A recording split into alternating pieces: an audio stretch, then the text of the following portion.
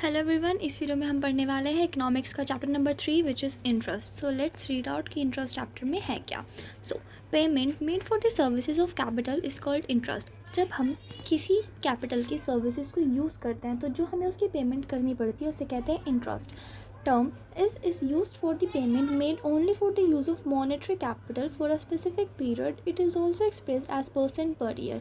इसकी एक टर्म होती है कि जब हम पेमेंट करते हैं किसी भी मॉनेटरी कैपिटल को यूज़ करने की, किसी भी मनी वाली चीज़ों को यूज़ करने के लिए, तो इसे हम यूज़ करते हैं परफेक्ट स्पेसिफाइड पीरियड के लिए और इसको हम एक्सप्रेस कर देते हैं परसेंट पर ईयर के लिए। इस हिसाब से ऐसे interest is the payment for the use of money और loanable funds. Person who lends it's called lender, who once borrows it's called borrower. तो इसकी दो टर्म है। मान लीजिए मुझे किसी से बोरो करना है तो मैं कौन हूँ? बोरोवर। और जिसने मुझे दिया है, जिसने मुझे लेंड्स दिया है, उसे कहेंगे लेंडर।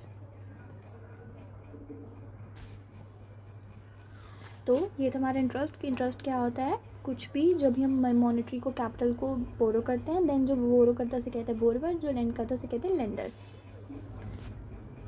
देन अब पढ़ते हैं gross interest and economic interest क्या होता है। So gross interest, the payment that our debtor makes to a creditor includes beside payment for the use of money, reward for inconvenience risk, this total amount of market rate of interest is called gross net. तो gross interest हमारा क्या होता है? जब हम interest पे करते हैं सारी चीज़ों के लिए, उसका रिस्क भी झेलने के लिए, उसका इनकन्वीनियंस के लिए भी, उसको पूरी मार्केट रेट पे जब हम देते हैं उसे कहते हैं ग्रॉस इंटरेस्ट। इसके कॉन्स्टिट्यूएंट्स क्या क्या होते हैं? नेट इंटरेस्ट, मतलब हमने टोटल इंटरेस्ट जितना लिया था, रिवॉर्ड फॉर रिस्क, इसका रिस्क करने के लिए, रिवॉर्ड फॉर मैनेजमेंट, मैनेजमेंट का रिवॉर्ड, और इनकन्वीनियंस का, हमें जितने भी इनकन्वीनियंस हुई है उन सब के लिए।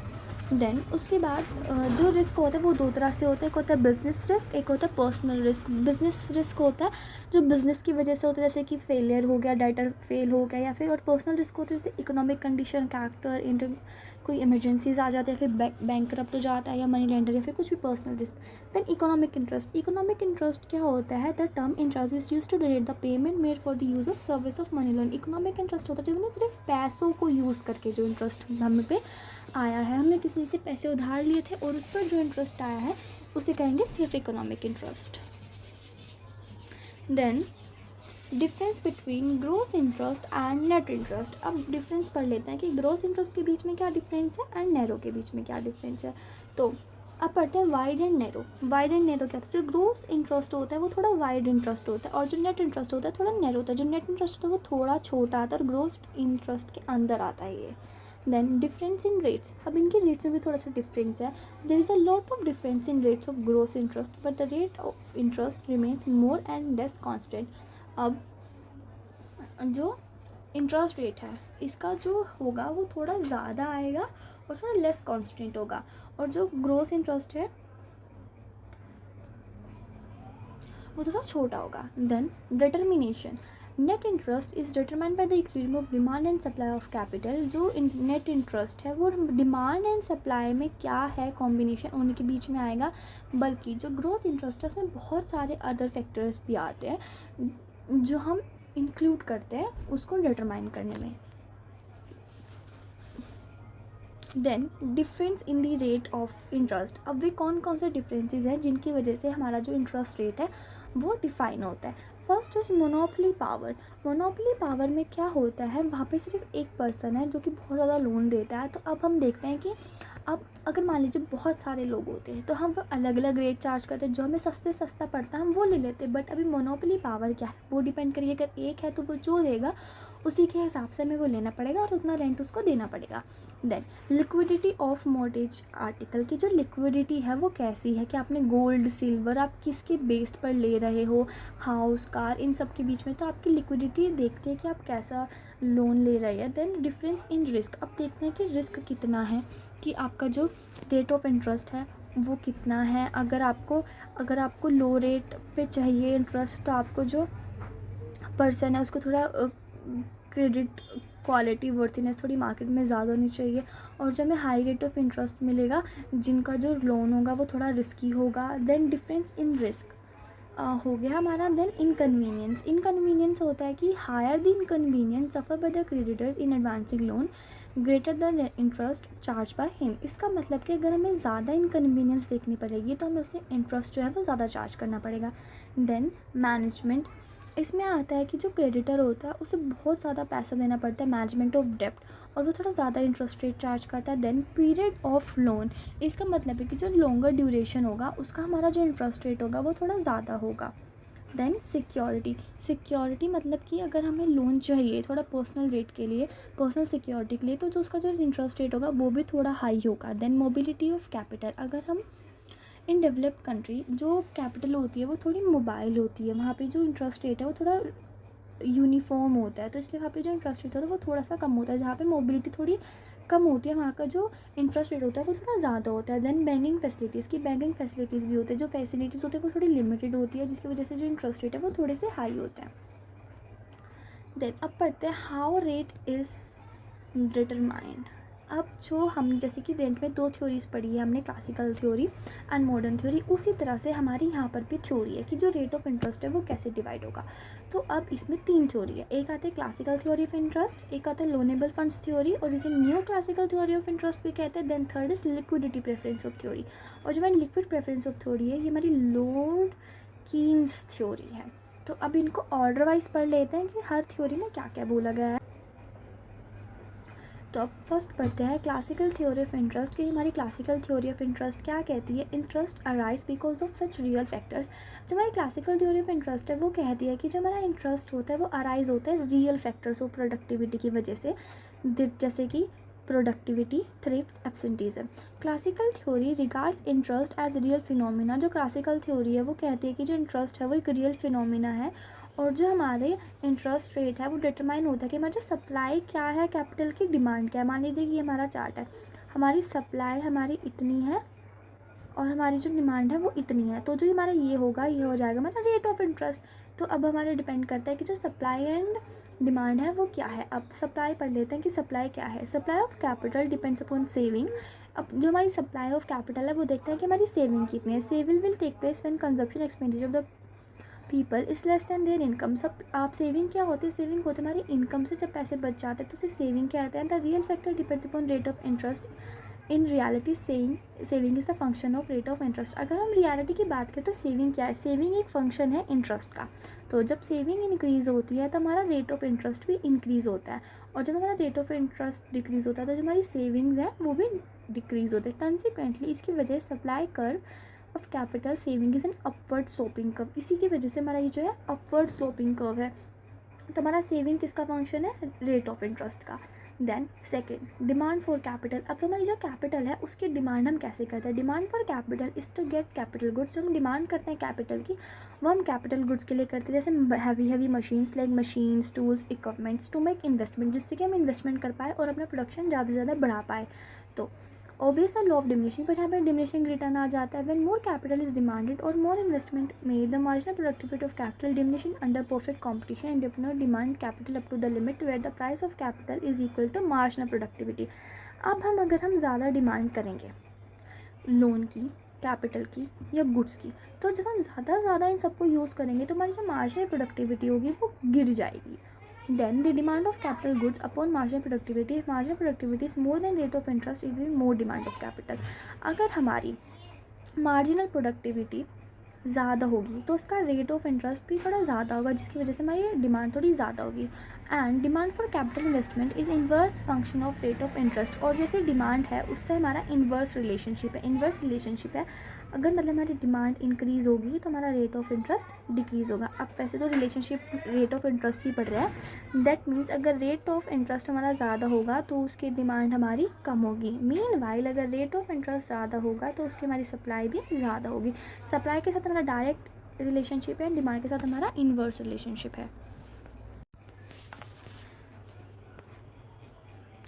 इसी की वजह से जो हमारा डिमांड कर्व होता है वो थोड़ा स्लोपिंग वर्ड होता है। देन अब पढ़ते हैं डिटर्मिनेशन ऑफ रेट। अब की जो रेट ऑफ इंटरेस्ट है वो कैसे डिटरमाइन होता है। Then equilibrium rate of interest is determine the point where demand and supply of capital are equal. Equilibrium हमारा वहाँ होगा जब demand and capital demand and supply हमारी कैपिटल की जब इक्वल हो जाएगी, वहाँ पे हमारा इक्विलिब्रियम हो जाएगा, वहाँ पे जहाँ पे हमारी demand is equal to supply हो जाएगी and saving is equal to investment हो जाएगा। तो अब मान लीजिए कि हमारा रेट ऑफ इंटरेस्ट वो थोड़ा इंक्रीज़ हो रहा है, 1 2 3, और जो डिमांड है वो हमारी इंक्रीज़ हो रही है 80 70 60, मतलब अगर देखो रेट ऑफ इंटरेस्ट हमारा बढ़ रहा है तो जो डिमांड है वो थोड़ी गिर रही है, और जो सप्लाई है वो इंक्रीज़ हो रहा है, क्योंकि इसका थोड़ा डायरेक्ट रिलेशनशिप है, जैसे कि 40 50 60।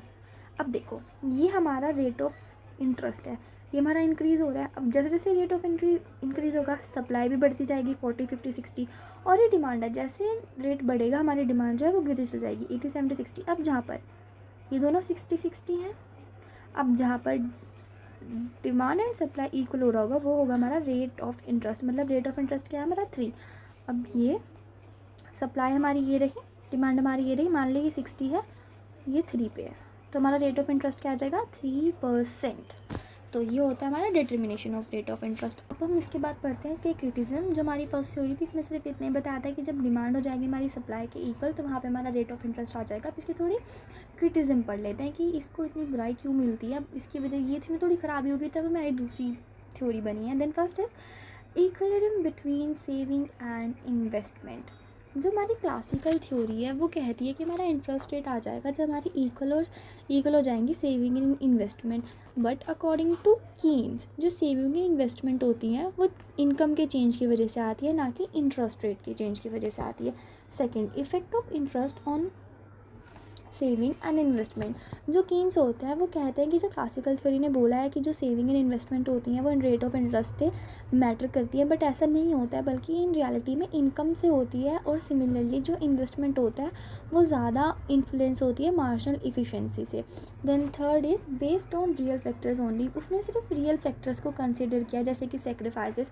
उन्होंने कभी भी मॉनेटरी फिनोमिना नहीं लिया, मनी भी कुछ चीज़ होती है। Then fourth is unrealistic assumption of full employment. उन्होंने बोला कि इकॉनमी में फुल एम्प्लॉयमेंट है, रेदर देन इकॉनमी में कभी भी फुल एम्प्लॉयमेंट होती ही नहीं है, वहाँ पे हमेशा लेस एम्प्लॉयमेंट सिचुएशन होती है। Then fifth is narrow conception of supply of capital. वहाँ पे इन्होंने बोला है कि जो क्लासिकल थ्योरी है वहाँ पे supply of capital saving effects हमारा इनकम में है, बट इन रियलिटी जो होर्डिंग होती है वो होती है सप्लाई में, सारी सप्लाई नहीं होती है income. Then sixth is intermediate theory. जो कीन्स हैं वो कहते हैं कि इसमें इंटरेस्ट इन्होंने हमें बताया ही नहीं है, क्योंकि जो रेट ऑफ इंटरेस्ट होता है वो सेविंग पर डिपेंड होता है, और वो कितना होता है हमें वो बताया ही नहीं है। उसके बाद जो साइज़ होता है वो इनकम का डिपेंड करता है कि आप उसको कितना रेट ऑफ इंटरेस्ट कर रहे हो, कितना सेविंग कर रहे हो, कितना डिमांड करते हो। Then it ignores borrowing for consumption. इन्होंने बोला है कि जो थ्योरी है वो थोड़ी बेस्ड है, मतलब थोड़ी कि जो मनी है कि वो सिर्फ डिमांड सिर्फ इन्वेस्टमेंट के लिए होगा, बल्कि ऐसा नहीं है, वहाँ पे हम कंजप्शन भी करते हैं, वहाँ पे कंजप्शन को तो इग्नोर ही कर दिया। देन न्यूट्रलिटी ऑफ मनी, की जो मनी है उसकी न्यूट्रलिटी कर दी है इन्होंने रॉन्ग अजम्पशन किया है कि जो मनी है वो जो न्यूट्रल है, इसका कोई changes in demand and supply money has no effect on rate of interest in practice. In reality की बात करते हैं जो इनकम कि मतलब कि जो डिमांड एंड सप्लाई में जो चेंज होता है वो रेट ऑफ इंटरेस्ट की वजह से थोड़ा थोड़ा आता है। Then interest is not reward for saving only, कि जो इंटरेस्ट है वो सेविंग का ही सिर्फ रिकॉर्ड्स नहीं है। जो कीन्स है उन्होंने बोला कि जो क्लासिकल इकोनॉमिक्स है वो बोलते हैं कि जो रिवॉर्ड ऑफ की इंटरेस्ट क्या है वो सेविंग का रिवॉर्ड है, बल्कि ऐसा नहीं है। सेविंग हमें कोई रिवॉर्ड नहीं मिलती है, ये सिर्फ हमें एक लिक्विडिटी है जो हमें मिलती है। अब पढ़ते हैं लोनेबल फंड थ्योरी और न्यू क्लासिकल थ्योरी। अब देखते हैं कि इस थ्योरी में क्या है। Interest rate is determined by the demand for and supply of loanable funds. कि जो हमारा जो इंटरेस्ट है वो लोनेबल फंड्स मतलब लोनेबल फंड्स पर डिमांड एंड उसकी सप्लाई क्या है वो तय करती है कि हमारा जो इंटरेस्ट रेट है वो क्या होगा। This theory takes into consideration monetary factors like hoardings money and bank credit.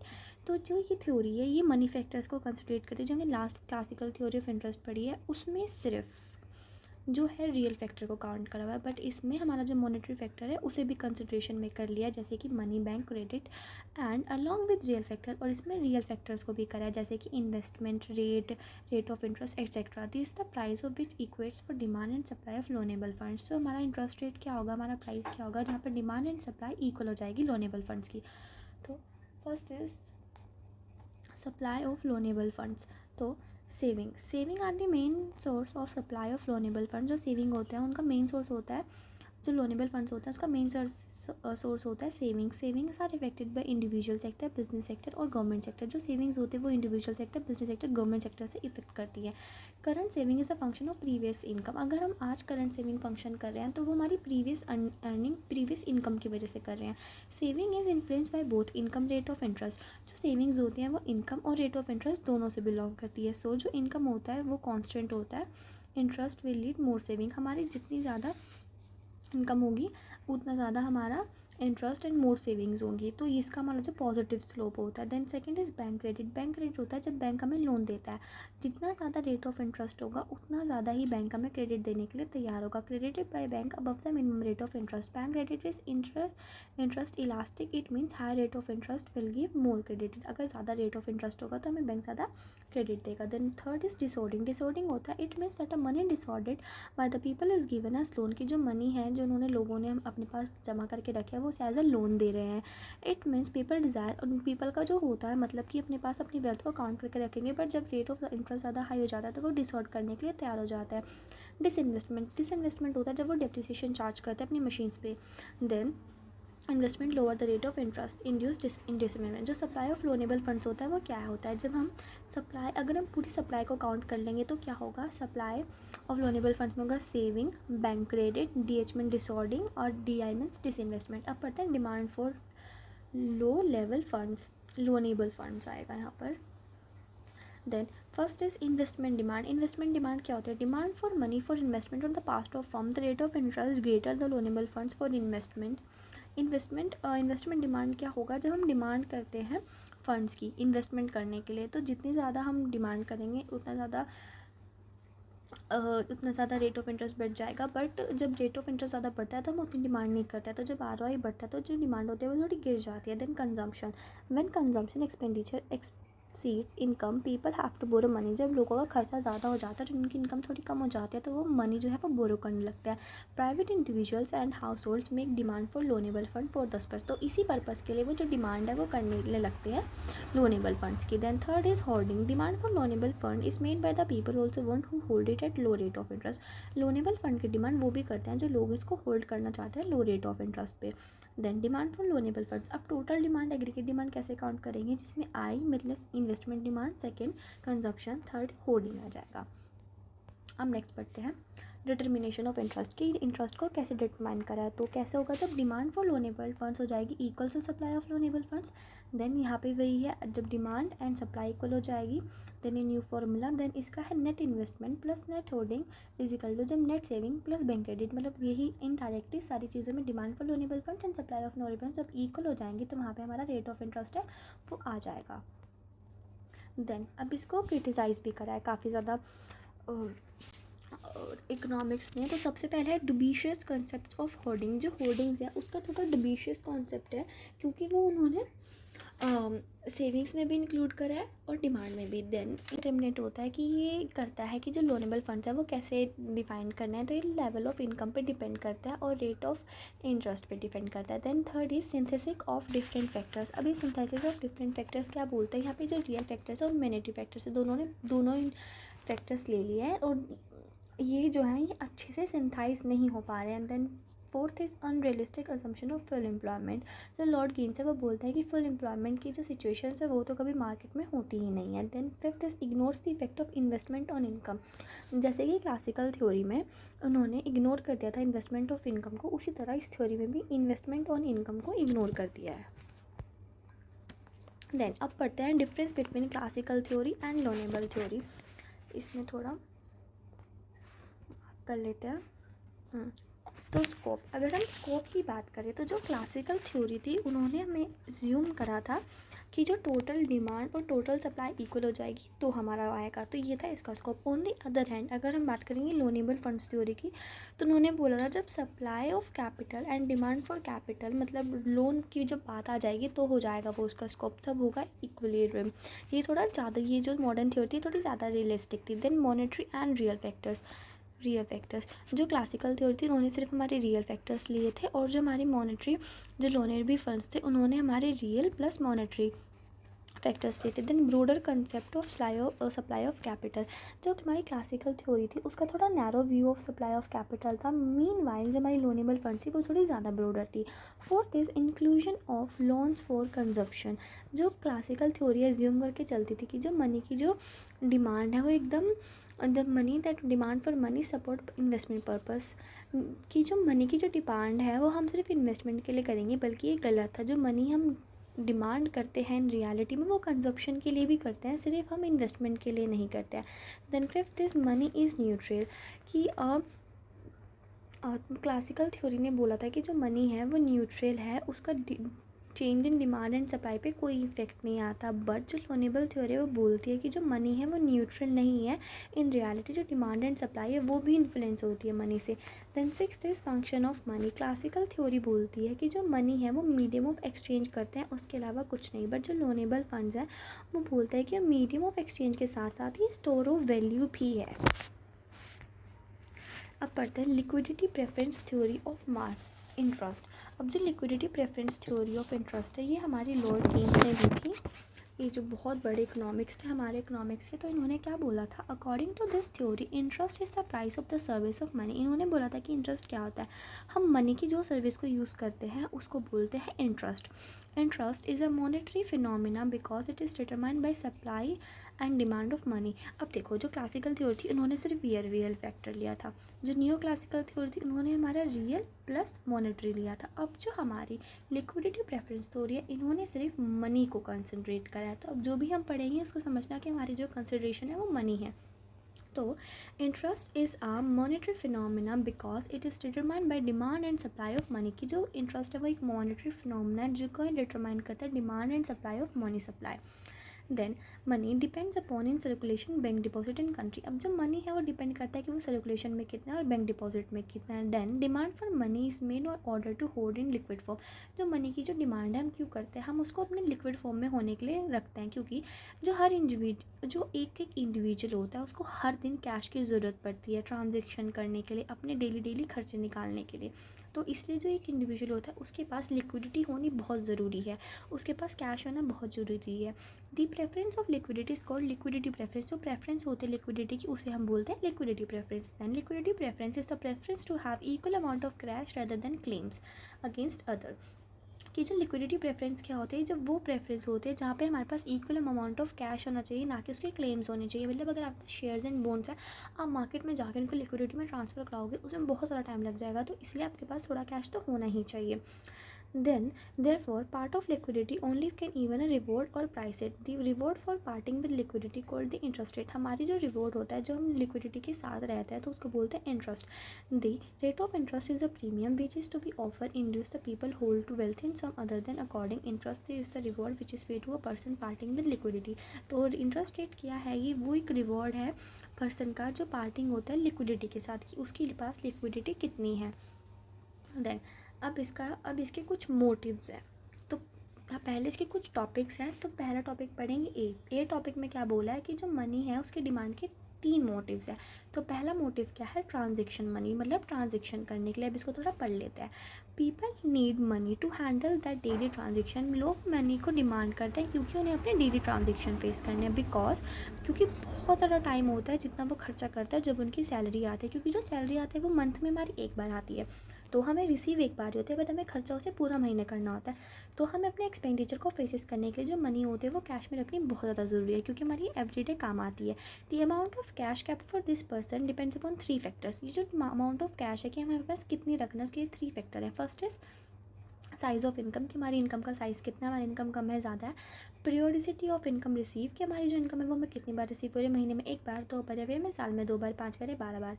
Then mode of expenditure, की जो हमारा एक्सपेंडिचर हम उनको कैसे फेस कर रहे हैं। Then there is a direct relationship between money demanded for transaction purpose and the level of income in the variation in market rate of interest, no impact on money demand on transaction purpose. Okay ठीक है।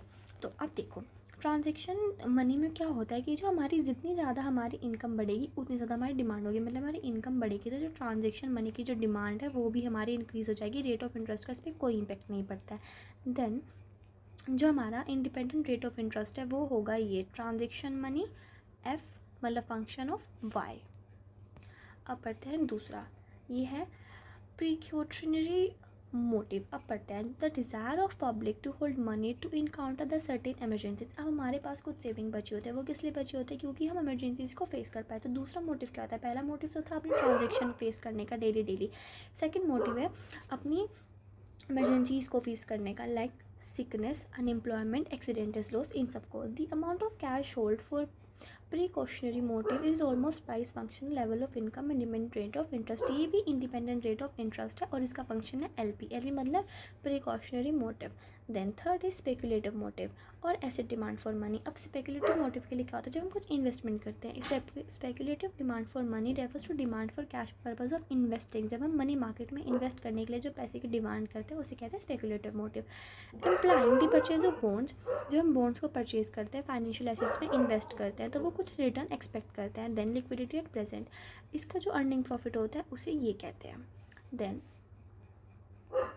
Next B. अब हमने A पढ़ा था, अब हम इसका B part पढ़ेंगे। देन बी क्या है? Monetary equilibrium and the interest rate.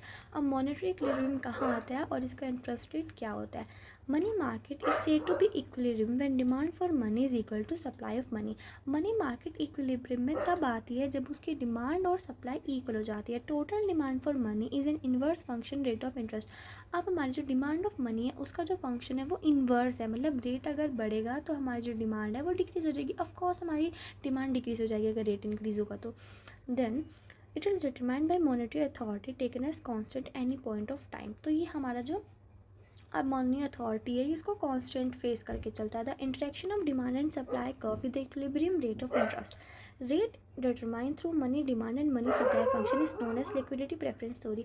जो रेट हमारा डिटरमाइन होता है मनी की सप्लाई एंड डिमांड से उसे बोलते हैं liquidity preference theory. It is because क्योंकि are preference for liquidity over the other asset is known by market rate of interest.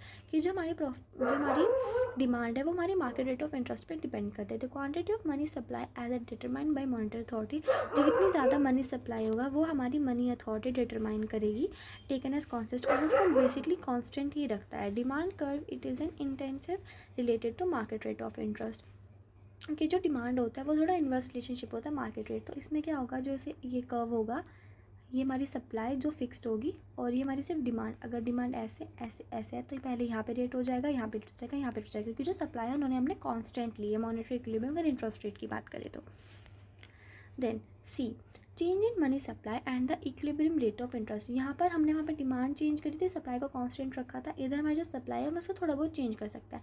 Equilibrium rate of interest as determined by demand for and money of can changes the due to changes money demand और due to change in money supply और both from above we assume money supply as constant. अब interest rate जो है वो demand and supply के equal होने से ही चलेगा, या फिर उसमें थोड़ा बहुत चेंज आ सकता है, तो मनी सप्लाई में या फिर मनी में। अब पहले से हमने एज्यूम करा है कि जो मनी सप्लाई उसको कांस्टेंट है। So change in demand to adjust money supply by monetary authority. अब हम डिमांड में चेंज करेंगे, मॉनेटरी को मॉनेटरी अथॉरिटी डिमांड में चेंज करेगी जिससे कि वो एक इक्विलिब्रियम में आ जाए। The monetary authority tend to reduce money supply while the inflation. Government authority होती है वो सप्लाई कब कम करती है? जब मार्केट में इन्फ्लेशन होता है। अगर मार्केट में लोगों के पास ज़्यादा पैसा है तो जो गवर्नमेंट होती है वो अपने पास से मार्केट में पैसे जाने के लिए स्टॉप कर देती है, उनको बैरियर लगा देती है, जिसकी वजह से मार्केट में पैसा नहीं जाता है और जो इन्फ्लेशन है वो कंट्रोल हो जाती है। Then change in money supply by the monetary authority cause equilibrium rate of interest because change in money supply become money supply right part और left part। जो सप्लाई कर्व है मनी का हम उसे right word and left word shift कर देते हैं क्योंकि जो मार्केट में फॉल एंड इंक्रीज़ करने के लिए। देन अब नेक्स्ट पढ़ते हैं change in demand for money और लिक्विडिटी प्रेफरेंस। अब हम डिमांड में जब चेंज करते हैं मनी के लिए और उसकी लिक्विडिटी प्रेफरेंस के लिए, तो supply of money remaining and change increasing liquidity preference will rise the rate of interest and decreasing liquidity preference will lower the interest. तो जो सप्लाई ऑफ मनी होती है, supply of money remaining and change increasing, ये increase भी होती रहती है और डिक्रीज़ भी हो रहती है, ये रेट पे डिपेंड करता है। और जब इंक्रीज़ और interest and decrease liquidity preference will lower the interest. अगर हमारी लिक्विडिटी प्रेफरेंस डिक्रीज़ हो जाएगी तो जो हमारा इंटरेस्ट रेट होगा वो भी डिक्रीज़ हो जाएगा। देन अब इसके थोड़े क्रिटिसिज्म पढ़ लेते हैं कि इस थ्योरी को इतना भी ज़्यादा एक्सेप्ट क्यों नहीं करा है। First is indeterminate. इसका मतलब है इनडिटर्मिनेट का मतलब है कि जो इस थ्योरी के अकॉर्डिंग एक बोला गया है कि जो लिक्विडिटी एंड जो सप्लाई ऑफ मनी है ये डिपेंड करता है rate of interest on level of income पे, बल्कि इन रियलिटी ऐसा नहीं होता, ये थोड़ी अनलेस थ्योरी है। Then second is more emphasis on monetary factor, इन्होंने हमारा रियल फैक्टर तो लिया ही नहीं है, इन्होंने सिर्फ मॉनेटरी फैक्टर पे इन्फ्लुएंस करा। Then third is saving is skewed, इन्होंने सेविंग पे भी ज़्यादा फोकस नहीं करा, इन्होंने हमें बताया कि जो saving in interest rate determination की जो सेविंग है वो डिटर्मिनेट करते हैं, बट सेविंग के बिना कोई भी चीज़ एसेंशियल नहीं ली जाती है। Then fourth is only a short period analysis, जो कीन्स की जो थ्योरी है ये सिर्फ शॉर्ट पीरियड के लिए करती है, बल्कि इन रियलिटी हम लॉन्ग पीरियड में लिव करते हैं।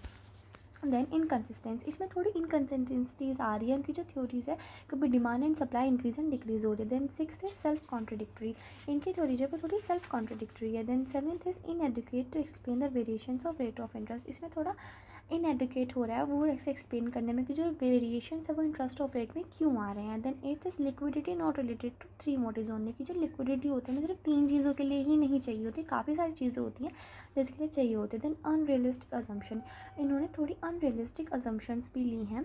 Then tenth is criticism of liquidity trap, जो लिक्विडिटी ट्रैप इसमें कॉन्सेप्ट होता है इन्होंने इसका भी विरोध करा है। देन नेक्स्ट पढ़ते हैं, अब पढ़ लेते हैं difference between classical and Keynesian theory में। अब मतलब कि जो फर्स्ट थ्योरी थी वर्सेस हमारी थर्ड थ्योरी कि ये क्या कहती है एप्लीकेबिलिटी। अगर हम एप्लीकेबिलिटी की बात करें तो जो हमारी क्लासिकल थ्योरी थी ये सिर्फ हमारी एम्प्लॉयमेंट के बेस्ड पर थी। मीनवाइल जो हमारी कीन्स थ्योरी है एक जनरल थ्योरी है जहाँ पर फुल एम्प्लॉयमेंट के बारे में बात होती है। देन इक्विलिब्रियम वहाँ पे जहाँ पे हमारी डिमांड एंड सप्लाई इक्वल हो रही थी, बल्कि जो हमारी कीन्सियन की थ्योरी है ये बोलते हैं कि ये सिर्फ मॉनेटरी थ्योरी होते हैं जहाँ पे सिर्फ लिक्विडिटी को प्रेफरेंस दी जाती है। Then third is saving and investment, जो क्लासिकल थ्योरी थी बोलते हैं कि सेविंग एंड इन्वेस्टमेंट बिल्कुल इक्वल होते थे, बट जो कीन्सियन थ्योरी थी वहाँ पर इसके बारे में कोई बात ही नहीं हुई है कि यहाँ पर बोला गया कि कोई रेट ऑफ इंटरेस्ट चेंज ही नहीं कर पाता है। देन होर्डिंग, अगर होर्डिंग की बात करें तो जो क्लासिकल थ्योरी थी उसमें होर्डिंग्स का कोई इफेक्ट नहीं हुआ था, बट जो कीन्स की थ्योरी थी वहाँ पर लिक्विडिटी प्रेफरेंस में इसका इन्वॉल्वमेंट आया था। Then fifth is investment, classical theory बोलती है कि low rate of interest encourage करता है इन्वेस्टमेंट, जो कीन्स थे उन्होंने इन्वेस्टमेंट पे डिपेंड ही नहीं करा, उन्होंने सिर्फ एमईसी पर डिपेंड करी है अपनी थ्योरी। देन स्पेकुलेटिव मोटिव होता है कि की इन्वेस्टमेंट पर्पज़ से, कि जो कीन्स की थ्योरी ने उन्हें बोला था कि यहाँ पे स्पेकुलेटिव मोटा होता है जो कि एक साइकोलॉजिकल फैक्टर है। देन क्लासिकल थ्योरी ने इस पर कोई बात ही नहीं करती। देन फंक्शन ऑफ मनी, जो क्लासिकल थ्योरी थी उनके अपोनियन में जो मनी थी वो सिर्फ एक मीडियम ऑफ एक्सचेंज करते थे, पर जो कि कीन्स की थ्योरी थी वो पूरी ही मनी पे ही डिपेंड थी। देन बैंक मनी में होता है कि जो क्लासिकल थ्योरी थी वो ज़्यादा बैंक मनी में डिपेंड करती थी, बट जो कीन्स की थ्योरी होती है वो मनी सारे तरह के में होती थी, मार्केट थ्योरी भी, लोन्स भी, बॉन्ड्स भी, सिक्योरिटीज़ भी। देन मीनवाइल अब पढ़ते हैं next difference between loanable funds and liquidity preference. Loanable funds मतलब हमारी second and liquidity preference theory मतलब थर्ड।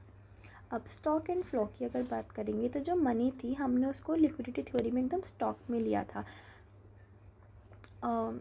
और मीनवाइल जो लोनेबल फंड्स थी वहाँ पे हमने उसको फ्लो में लिया था। Then monetary and real factors, अगर मॉनेटरी रियल फैक्टर्स की बात करें तो जो हमारी लोनेबल फंड्स थी हमने सिर्फ उसमें मॉनेटरी एंड रियल फैक्टर्स लिए थे। मीनवाइल जो लिक्विडिटी प्रेफरेंस थ्योरी थी उसमें हमने सिर्फ उसको मॉनेटरी में लिया था। देन स्टैटिक एंड डायनामिक, जो हमारी लिक्विडिटी प्रेफरेंस थ्योरी थी वो हमारी सिर्फ स्टैटिक थी, बल्कि उसके बाद जो हमारी लोनेबल फंड्स थी उसमें थोड़ा डायनेमिक कंडीशंस भी हमने इंक्लूड करते। देन सेविंग फंक्शंस, जो कीन्स की थ्योरी थी वो पूरी इनकम पर डिपेंड थी, और जो हमारी न्यू क्लासिकल थ्योरी थी वो रेट ऑफ इंटरेस्ट पर डिपेंड थी। देन पीरियड ऑफ टाइम, अगर कीन्स की थ्योरी बात करेंगे तो वो शॉर्ट टर्म की बात थी, और जो लोनेबल फंड्स थी वो थोड़ी लॉन्ग टर्म की बात थी। देन अब पढ़ते हैं can there be negative rate और ज़ीरो रेट ऑफ इंटरेस्ट। अब बात करते हैं कि जो रेट ऑफ इंटरेस्ट है वो कभी ज़ीरो हो सकता है कि नहीं हो सकता है। न्यू क्लासिकल थ्योरी के अकॉर्डिंग अगर चलेंगे तो according to this rate of interest is determined by demand and loanable funds. अगर न्यू क्लासिकल की थ्योरी से बात चले तो रेट ऑफ इंटरेस्ट है वो डिटरमाइन होता है कि जो demand and supply loanable funds की कितनी है। अगर डेवलप्ड कंट्री की बात करें तो वहाँ पर जो है डिमांड कम होती है और जो सप्लाई होती है वो थोड़ी ज़्यादा होती है, तो वहाँ पर वो फॉल आ जाता है। बट प्रैक्टिकली अगर बात करें तो ऐसा नहीं होता, इतनी भी डिमांड नहीं बढ़ती है, पॉपुलेशन इतनी नहीं घटती है कि जो चेंज इन फैशन इन सबको हो ही ना, और तो डिमांड है वो एकदम गिरे ही ना, मतलब वो बढ़े ही ना। तो फॉल आ सकता है पर इतना फॉल नहीं आ सकता है. So as a result supply will fall short of demand. Rate of interest will never zero.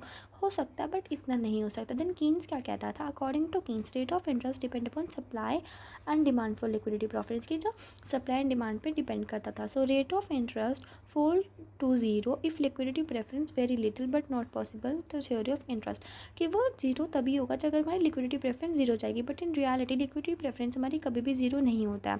अगर होगा तो हमारा जो हमारा कर्व होगा वो फ्लैट हो जाएगा और वो एक्स एक्सिस के बिल्कुल पैरेलल हो जाएगा. हमारा जो जैसे कि लिक्विडिटी ट्रैप में होता है, लिक्विडिटी ट्रैप में हमारा एक्सिस ऐसे हो जाता है. ये ऐसे हो सकता है पर ये इतना भी ज़्यादा नहीं गिरेगा. Liquidity preference can not fall as to cause rate of interest zero, कि वो इतना भी नहीं गिरेगा कि वो ज़ीरो हो जाएगा.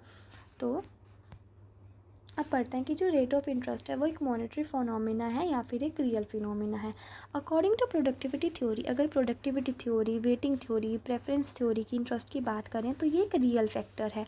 इन्होंने इसको एक रियल फिनोमिना लिया. अगर लॉर्ड कीन्स की बात करें तो एक monetary phenomena. According to him जो इंटरेस्ट रेट है वो रिवॉर्ड है कि हमारे पास कितनी ज़्यादा लिक्विडिटी है. जो दोनों ही पॉइंट है ये आपस में दोनों कनेक्ट है. और जो प्राइस ऑफ मनी है ये भी डिटरमाइन रियल फैक्टर से भी हो रहा है, जैसे कि saving productivity sector real theory से. और ये हमारा प्रोडक्ट मार्केट मतलब मनी थ्योरी से भी हो रहा है, जैसे कि rate of interest, money market, bonds, market shares, इन सब में. तो ये दोनों ही स्टेटमेंट है ये बिल्कुल ट्रू है. जो हमारा इंटरेस्ट रेट है वो real as well as monetary phenomena दोनों है.